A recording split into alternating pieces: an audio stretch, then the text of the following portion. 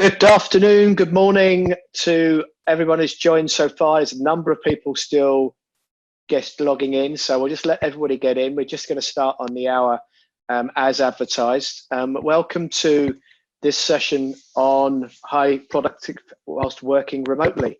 My name's John Phillips. Mark Smith, who unfortunately can't make us today, I've stepped in to help you with this session.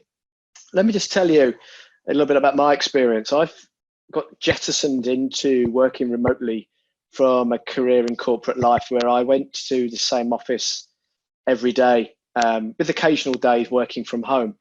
And that shift in working in an office to working remotely all the time was pretty stark. And I've learned a lot in the 10 years that I've been doing it. And what I'm going to hopefully work with you today is giving you some tips, some advice, some little techniques that will help you make sense of working remotely for those of you who are doing it perhaps for the first time, for those of you who are doing it full-time for the first time, as we all deal with the situation we're in. My colleague, Matt Webb, say hi, Matt. Good afternoon, everybody. He's going to be working in the background. He's not as handsome as me, so we've kept his camera off. And his role is going to be driving the technology, answering your questions, and just generally helping me out, help you to make sense of the subject matter this afternoon or this morning, wherever you're listening to me from. So that's what we're going to be doing. The key purpose of this session is to really help you with the challenges. And I'd like to start with a question actually for you all, is to just have a little bit of feedback from me as what are your 3 top challenges that you face when you work remotely? So what I want you to do is Matt's going to open up a poll now for us that's going to give us an opportunity to vote. And I'd just like you to just click on the 3 things there that you find the most challenging working remotely from the office, if that's what you're used to. We're going to give you a couple of minutes to do that. Just go in there, click on the 3 that you think, and we'll just have a look to see what this audience says are difficult for you. Okay, Matt, when you've seen there's a good quorum of people have answered that poll, if you could just shut it down for us and share that finding, that'll be great, just to see what this group thinks, because you know these are challenges we all face. Great, so there's the results, and as expected, completely normally, different things are difficult for different people. And there's a whole range of reasons why we find working remotely so tricky. So what we're going to look at in this session is really helping you to make sense. And the reason for that is there's a study that was done by the United Nations and the European Union in partnership. It's available online. I don't recommend you read it. It's quite a heavy volume to get through, quite a lot of information in there that will keep you awake at night.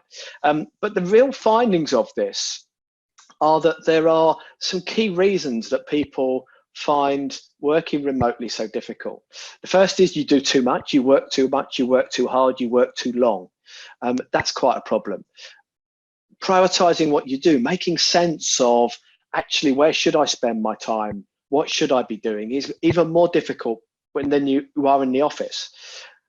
Interruptions, of course, not just the normal interruptions that we experience when we're in a location of people coming up and disturbing us, but interruptions like the delivery man knocking on the door, interruptions right now where children are at home and they're coming to disturb us. So dealing with interruptions is a challenge.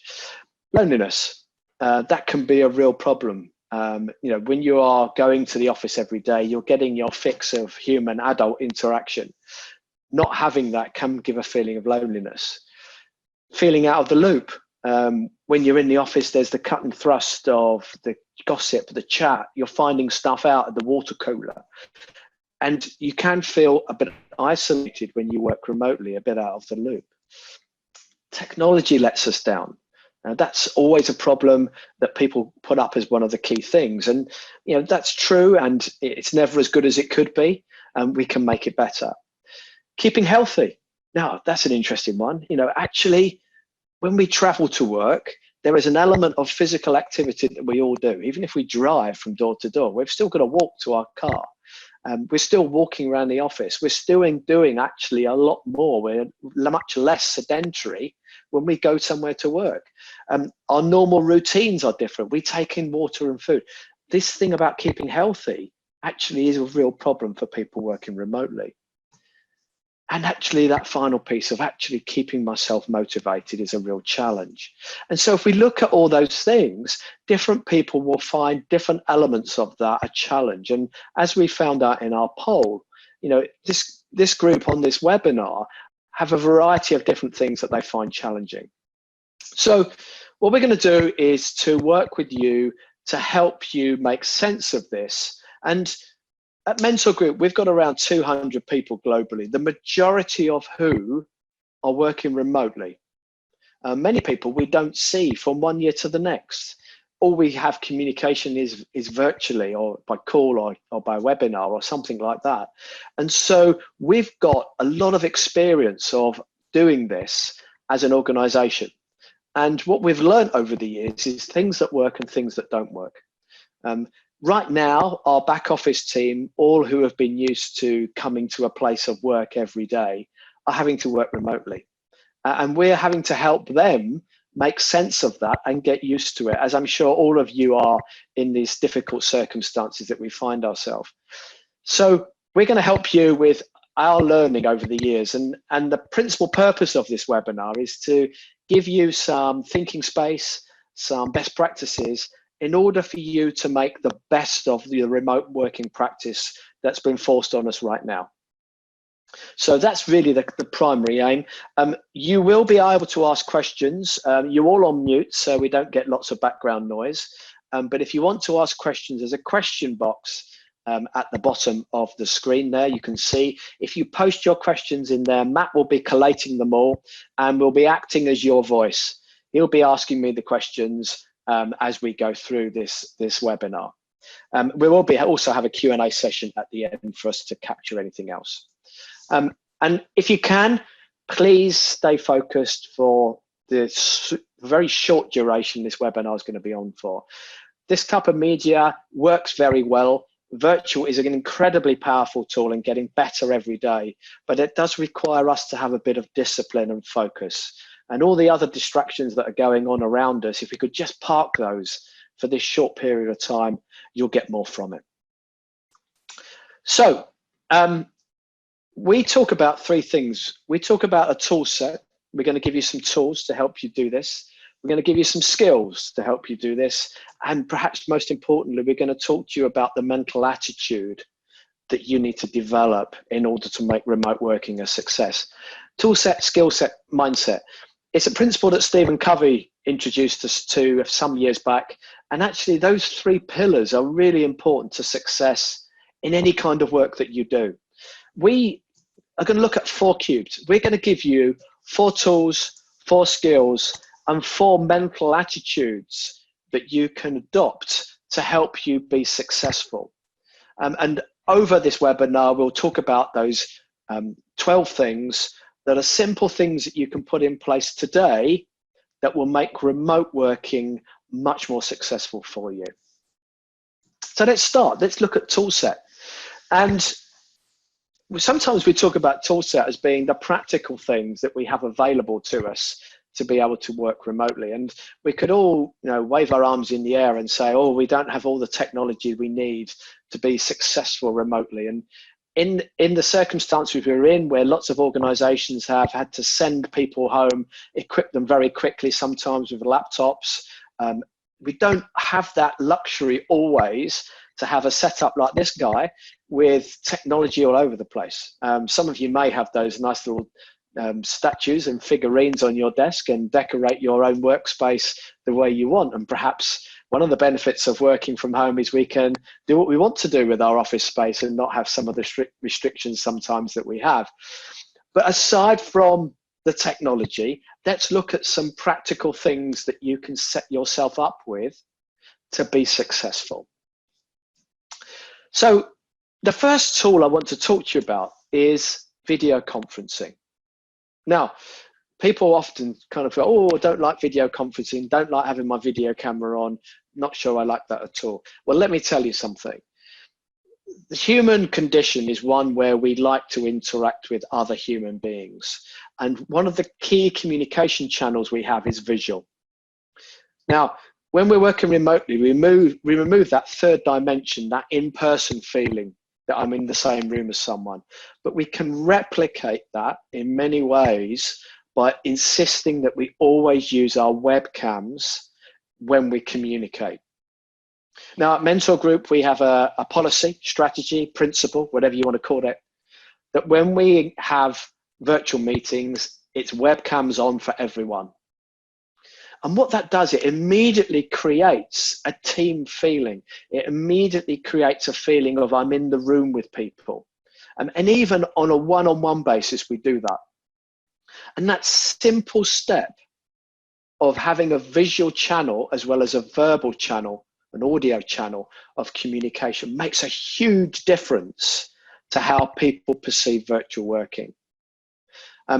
Something we all need to get over, something we need to think about. And I'll talk to you a little bit more about some of the mindset to that a little bit later on. So next thing I want to talk to you about is messaging. You know how in the office when I've got a problem and I might say, hey, Matt, do you remember that project we ran 2 weeks ago? What did we do in that situation? I can just lean over the desk and ask him, or look over my partition, if that's how you're set up, or walk into his office. I can do that. When I'm working remotely, I don't have that capacity. And yet, we're all very familiar and use our mobile phones to message our friends and relatives. We're using WhatsApp. Some of you might be WhatsApping and messaging right now. We do it all the time. So actually, we can use that media to replace the side conversations, the quick questions that we might have in a virtual remote working way. Now, we use Microsoft Teams at Mentor Group, and we use that all the time. And it just replaces that need for ridiculously long emails and blocking our email inboxes up. Just the quick questions. Can you send me this? What did we do here? Do you know this? Are you free for a call now? It takes away the remoteness. It produces that side conversation that you would just have across the office. So that's a tool that I would really encourage you to use a lot, just to have that quick engagement with people. The next tool is one that can be more challenging. And that's about creating space to work. Now, some of you may have the luxury of having your own office at home. Many of you may not have that luxury. But one of the things that is a great psychological kind of trigger for you is when you go to a place of work, there is a switch that makes you switch on, right now I'm working. So if we can create a space at home where we work and where we consistently work, and it's the place that we go to work, not only does it send us a psychological message of I'm in my workplace now, it also sends those who may be living in our home with us a message that says, that is in his office now, he's working, or that is at that table, that's his workplace. And I need to recognize that. And creating that space, there's a consistent space, is an important tool for you to develop. The other thing I would say is, from a health and safety well-being point of view, always try for that space to be at a table with a nice chair. Now, we don't always have the luxury of being able to have ergonomic chairs and all that great stuff that we get in the office, and we've had to do that in short order. But sitting at a table, in any table, is much more preferable to lounging on the sofa, lounging in bed, sitting in the garden, or whatever it is you're trying to do. Try to have a posture that is helpful to your health and well-being. And the final piece around tools is to make sure your connectivity works.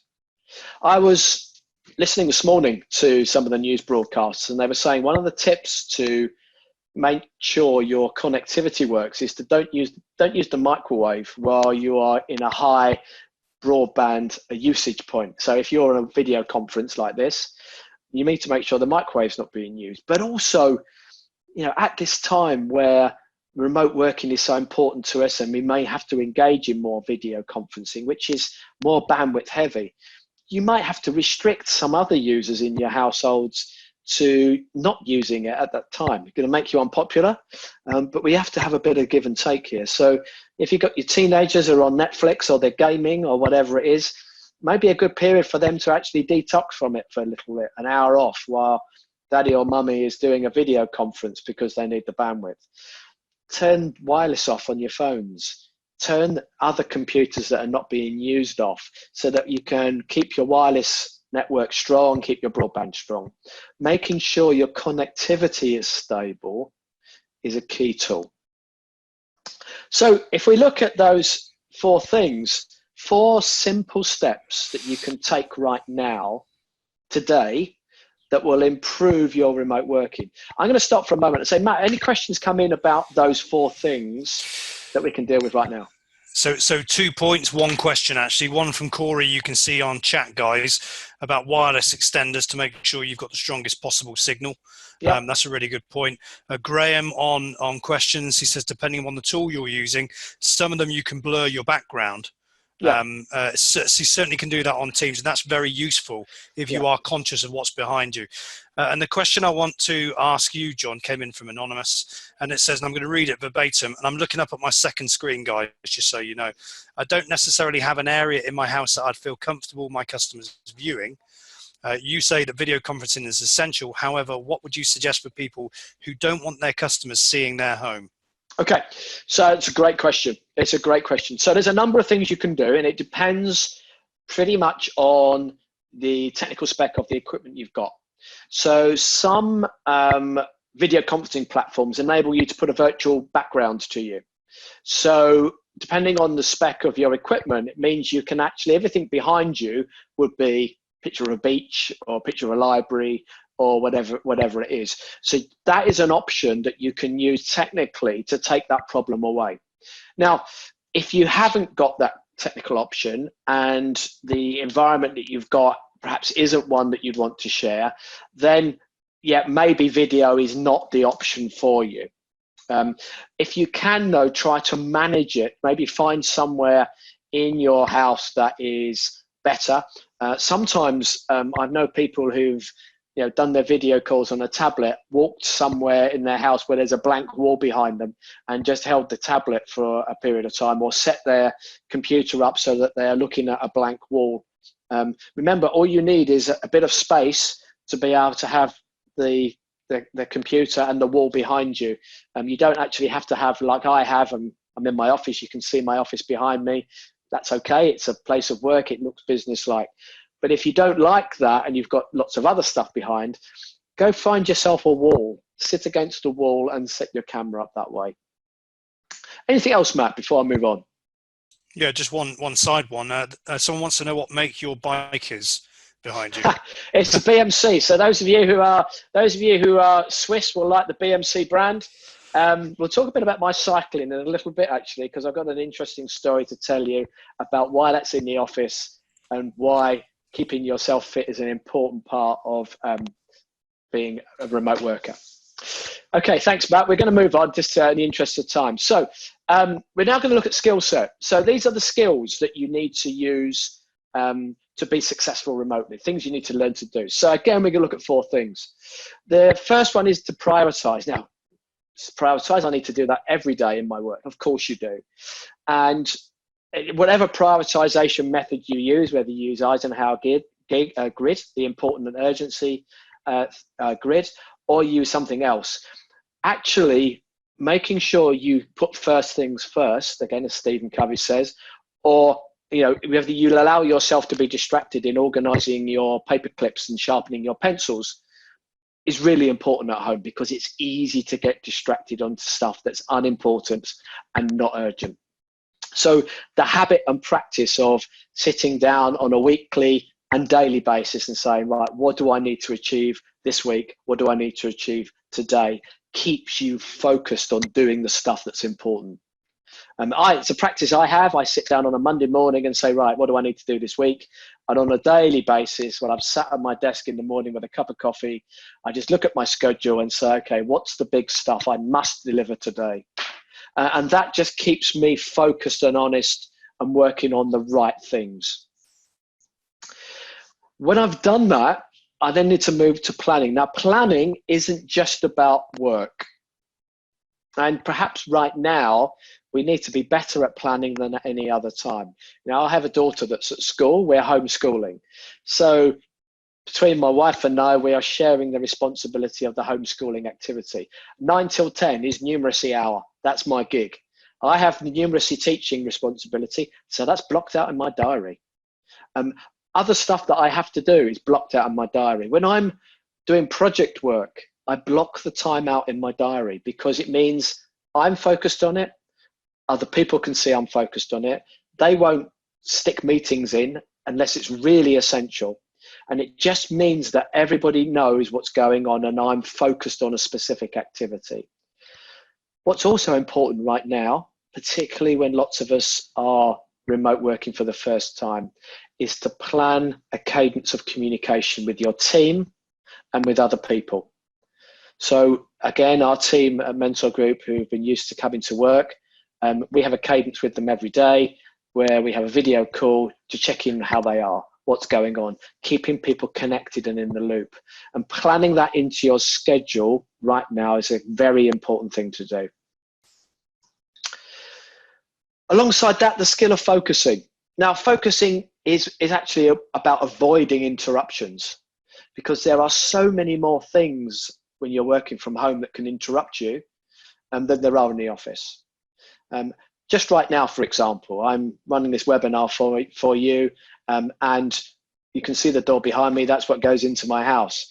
On that door is a huge, great sign that says, "Do not enter, I'm on a webinar. The video is recording." And my wife and daughter have been briefed to that when they see that sign, when the door is shut and that sign is up, don't come in.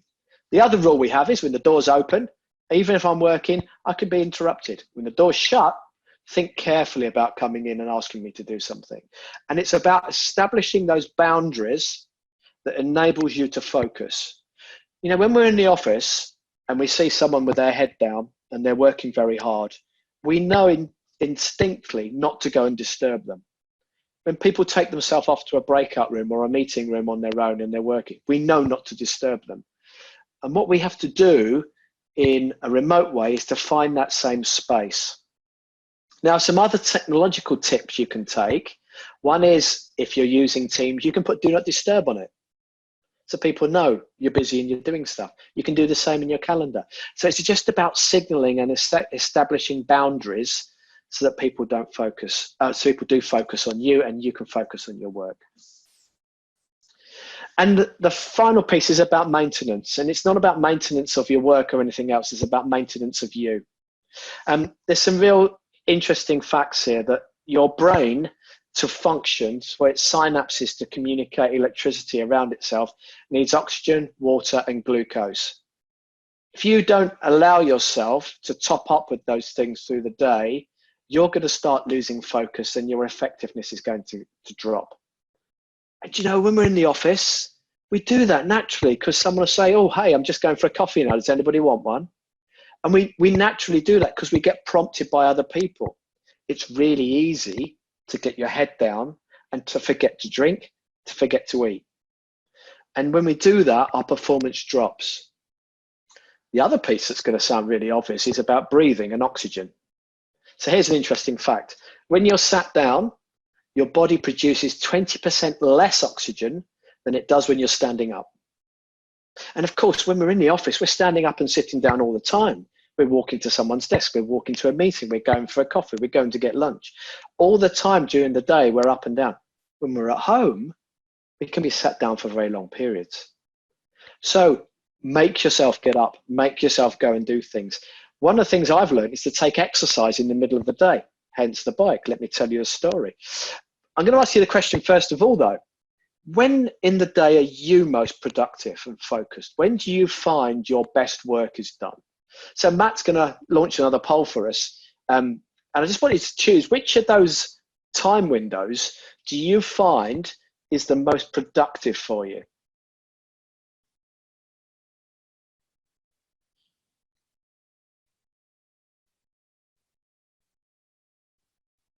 So Matt, you're going to have a view of how many people have responded when you think we've got enough, and we've got a quorum of the population. Let's see what the results are. Yeah, we're about halfway there so far. So to give you another 10 seconds, everybody. The answers are interesting to give you a little bit of suspense. Always careful when Matt says interesting. Yeah. Okay, going to close down right now. There we go. Okay, let's have the results, Matt. Let's see the result. Okay, so really interesting. Yeah, and not uncommon with all the findings that science has taught us. Perhaps you could close that down for me, Matt, and I'm just going to show you some research now that actually proves what you've just done. So there's this principle called Cardathian rhythms, which says that during the day, there is a natural physiological cognitive cycle where we are better than at other times. And most human beings, as has been borne out from the results that we've seen on our micro survey that we just did, our pop psychology, said that in the mornings when we've rested and our brains are sharp, we have a higher degree of focus and a higher degree of productivity. That focus drops around lunchtime because our glucose levels drops and we need to refuel. So once we've refueled, we can have a big kick up again. Once we've had that fix, we get a bit of a kick up, but it never comes back. And what happens during the day, we get a gradual tail off of focus and productivity. Now, for some people, that will be different. There are the people that we call night owls, for example. I live with one who comes alive about 11 o'clock at night and suddenly starts doing things. You know, some people have that ability. I'm not sure the biology behind that, but for most people, this natural rhythm seems to be true. Now, that being the case, we need to be careful in the afternoon. A technique I've found that works really well is around lunchtime is to get myself out and take some exercise. Hence you see the bike over my left shoulder, which is indoors right now because I'm on my turbo trainer because I'm not taking it outside. But I would quite often, particularly when I'm doing project work, take myself off for an hour and go and do a bike ride in the middle of the day. Now, whether it's an hour or a half-hour walk or whatever it is, get out, get some exercise, get some fresh air, boost your bodies and boost your oxygen intake in order for you to have a better focus in the afternoon. So prioritize, plan, focus, maintain. These are the skills we need to develop, the priorities we need to put in place. Matt, any questions coming in on those 4 areas? Yeah, and before we answer the questions, I think the collaboration in the chat panel is great. So if you've got ideas, do share that in the chat. There's some good suggestions coming through. One question through from David. Do the circadian rhythms depend on age, is the question. No, they don't. There is some research that suggests that as you get older, the decline in the afternoon is steeper. That's just about the body's natural ability to maintain energy and power. That's why, my dear old mother who's 85 spends most of the afternoon sleeping. But she gets up early because her rhythms are just slightly different. So there is some impact on age. Younger people can go longer in terms of their focus. And staying on that same theme, Patricia, who's joined us from France, has said, do the circadian rhythms differ by culture? There's not any firm research to prove that. Again, it's more down to the individual than it is to do with anything else. You could say, the Southern European countries who have their siesta in the afternoon kind of supports the circadian rhythms because what they do is they take a chill out and then they have a kick in the afternoon because they've rested well. So there are some cultural nuances to this, but in general principle, this applies. Okay, one more just from Graham, who's in Spain. Thanks, Graham. Does exercise first thing in the morning have benefit during the day and kickstart the day? It does. The thing that I've found, and I've done that as well. When I worked in an office, I used to exercise first thing in the day, and I'd start the day with a bang, and I'd be straight in, and I'd be absolutely flying.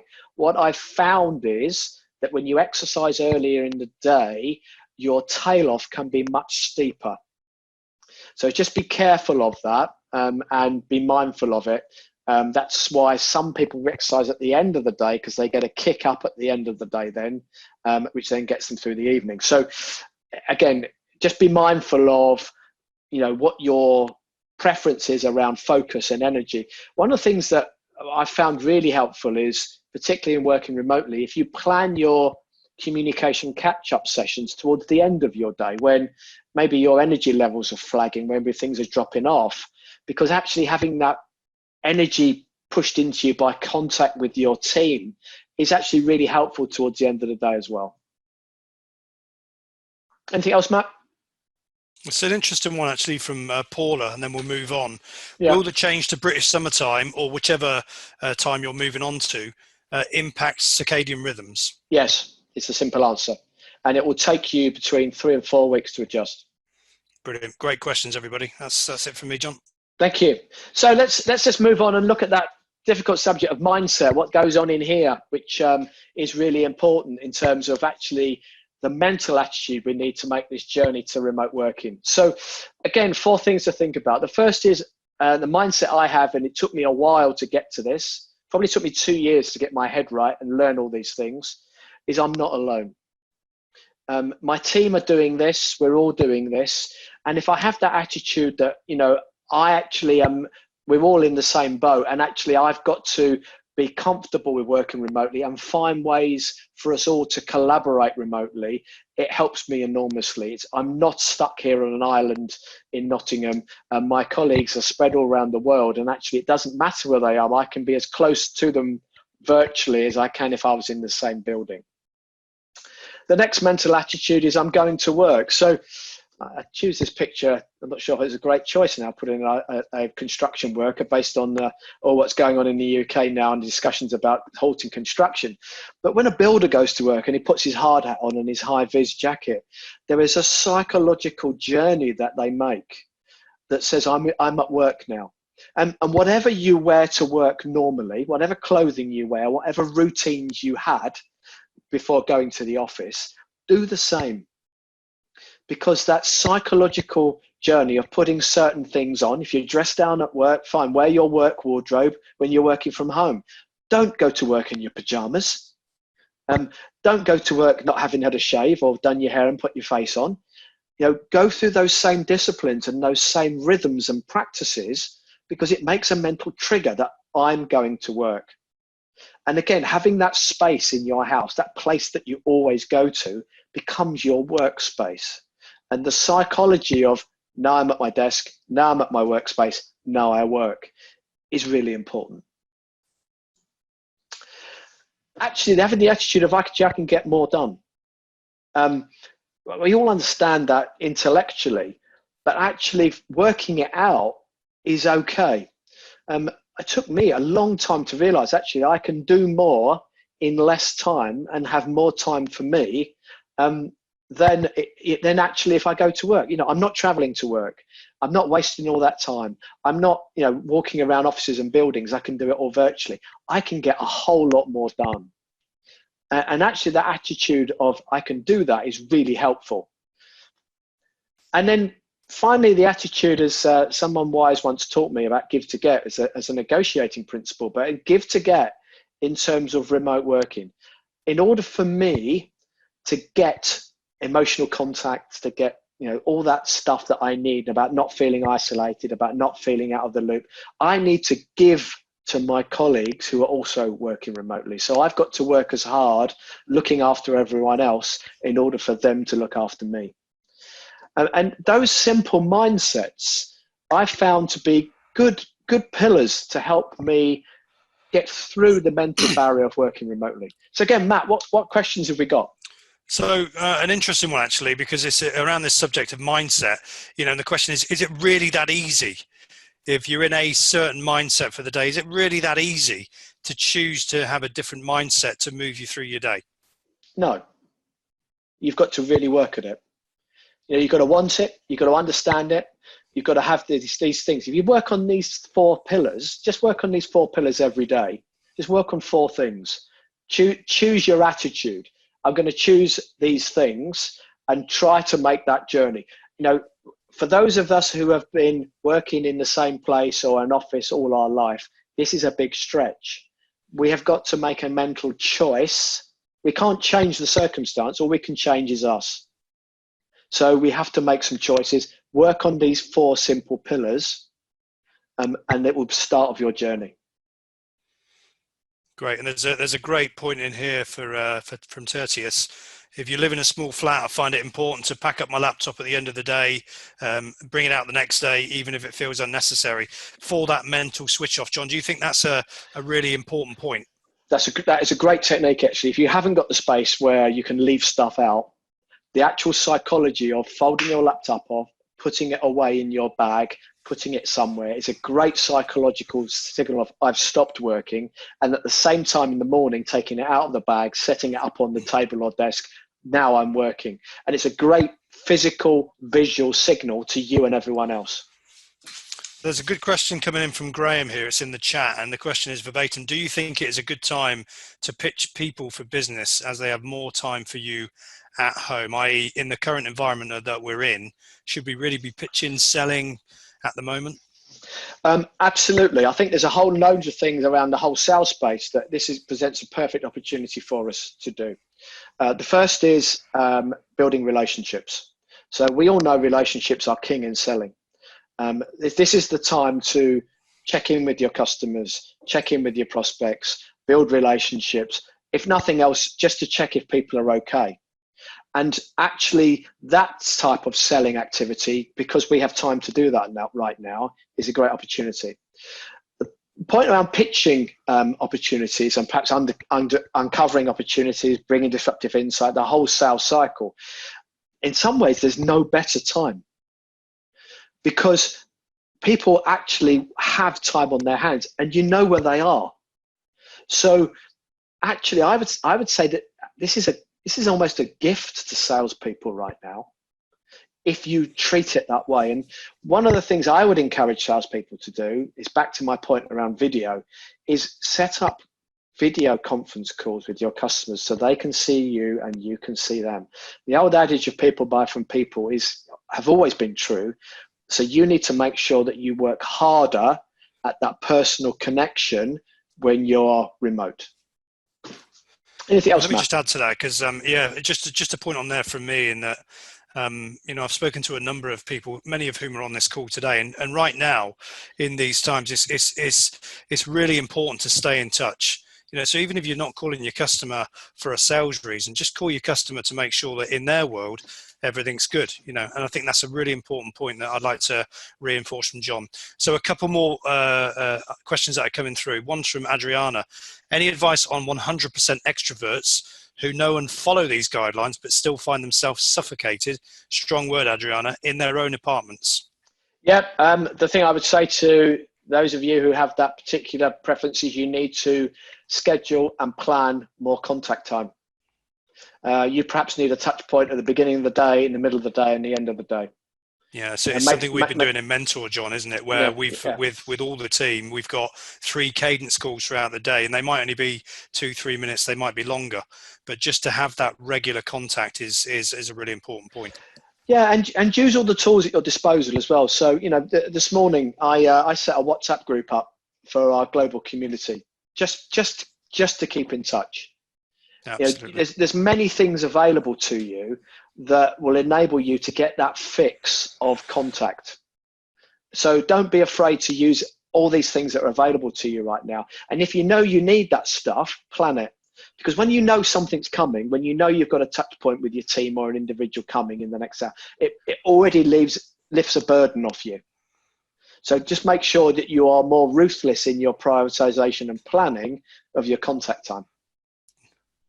So just 2 more questions. I've got a really good one on here from Yvette. When we commute, we would take some time to decompress and reflect before we get home. Now that we are working from home, there's lesser or no time for us to decompress. What advice can you give us to help manage the mental well-being better? Okay, brilliant question. One that I firmly believe in. I actually used to call it detuning, or the warm down, as I used to call it. We have a warm down from work, whether we're commuting. So one of the things I would encourage you to do, and something that I've been doing, hence the bicycle over my left shoulder, I stick my turbo on, I go on my bike for half an hour, I blitz myself for half an hour and I detune doing that. And I do a few sit-ups, a bit of exercise, and then go and shower off, and now I'm ready for the family. And actually finding that little bit of space to do that, I find is a really good detuner. Now, it doesn't have to be a physical thing if that's not your thing. You could watch a video, or read a book, or go for a walk, as we're still encouraged to do. Just find a bit of decompression time, something that ticks the box for you that isn't work, and recognize that that's a key part, and decompress. Excellent, John. The final question, and guys, thank you for sending through so many of your questions today. I've tried to cover as much as I can in chat and on here, conscious of time and making sure that we run to time. The final question we've got is a really pertinent one, actually. How do we ensure the audience is also participating in the session, so with your work colleagues or your customers? Okay, so great question. So one of the great ways of learning how to do something is to teach it. So one of the things I would say to everyone in this call, we've got a community here of people that have recognized this as a need for them, is take the content that I've shared with you, go teach others. And the moment you do that, you'll learn it better and you'll spread the word. Right at this time, as a global community, we all have to help each other. And if these 12 things, which is a beautiful segue into my next slide, so whoever it was, thank you very much.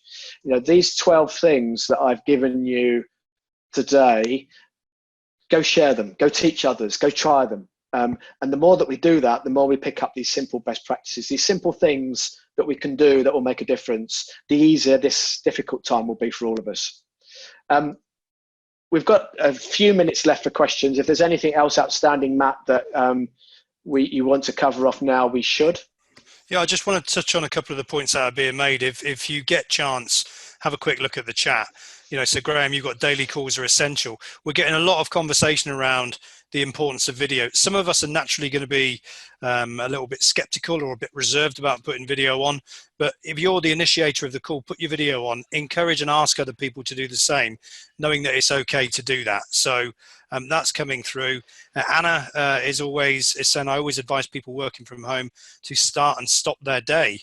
Yeah, great point. And it's that point around having those boundaries and parameters. Raquel, we will send the slides afterwards, yes. And the final question I've got, final point I've got really is around prioritization, and you touched on that a little bit earlier, John. Lots of chatter around the importance of making sure you prioritize during the day so that your day just doesn't expand into your evening. That's it from here, John.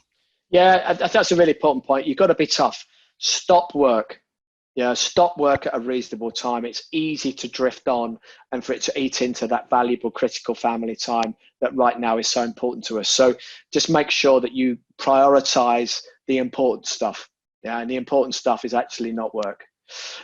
Listen, thank you so much for all of your time. We appreciate your contribution. We appreciate you reaching out for help to us. We're really happy and delighted to be helping our clients to make sense of what's happening right now. So with that in mind, we have 2 further webinars coming up in the next week, keeping your team engaged for those managing teams and driving productive virtual meetings.